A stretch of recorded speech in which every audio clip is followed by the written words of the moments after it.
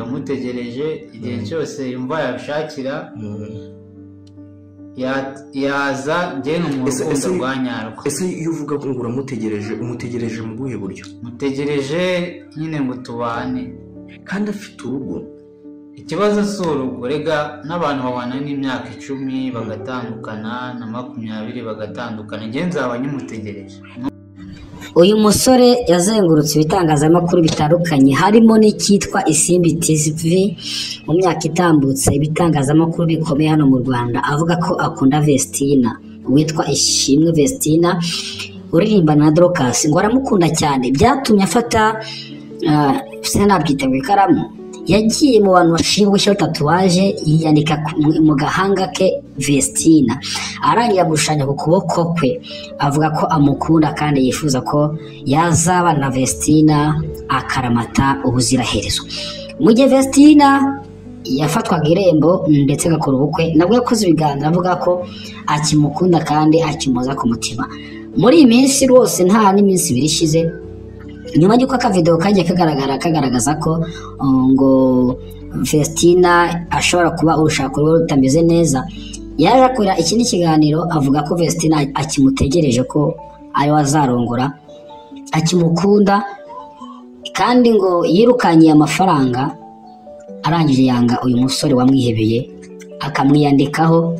Biranagaragara ko bitazigera bisibama kuko tatuwaje ntabwo ipfa gusibama, ndetse no gusama bisaba akayabo k'amafaranga menshi cyane.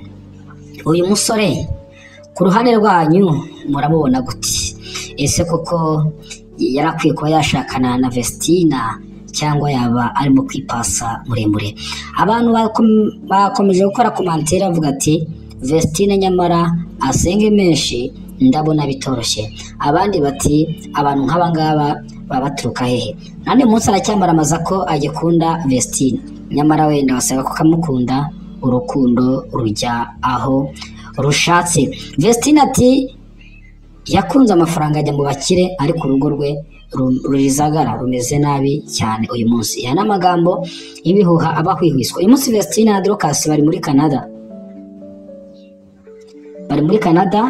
mu mijyi itandukanye, aho bajya gutaramira abanyakanada gukora umurimo w'Imana, ndetse na manager wabo Murindahabi Irene ujya wita ngo ni Kasha Makokero. Umunsi w'ejo nibwo bagaragaye ko bagiye kwimukira mu mujyi umwe wo muri Canada nyuma yo kuva mu wundi mujyi, bakaba barimo barakora iyo umurimo w'Imana. Ni nyuma y'uko kandi none hari akavideo kari karatangajwe na Murindahabi Irene avuga ko Vestina arwaye ameze nabi, ariko nyine yagaragaye mu muhanda rwose arimo kujya mu gitaramo kujya gutaramira abantu. Hari na poste Murindahabi Irene yapostinze avuga ko rwose igitaramo bya Vestina Dorcas bikomeje kandi bameze neza cyane.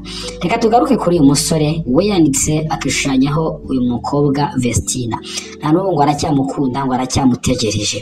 Ubwo ategereje ko urugo rwa Idrissa Odarago na Vestina rusenyuka, hanyuma Vestina akagira gute akaba yamugira umugore, ngo aracyamurindiriye na n'ubu ngo nubwo yashatse azi neza ko Vestina ari wo mugore wiwe. Yari magambo ntazigera ashaka, ubwo nashaka azashaka umuntu witwa Vestina hari wenda yumajine ko ari Vestina agiye kuba yarongora, ariko kandi ku kuboko kwe hari isura ya Vestina, urumva ko nabwo bizaba ari ikibazo gikomeye cyane.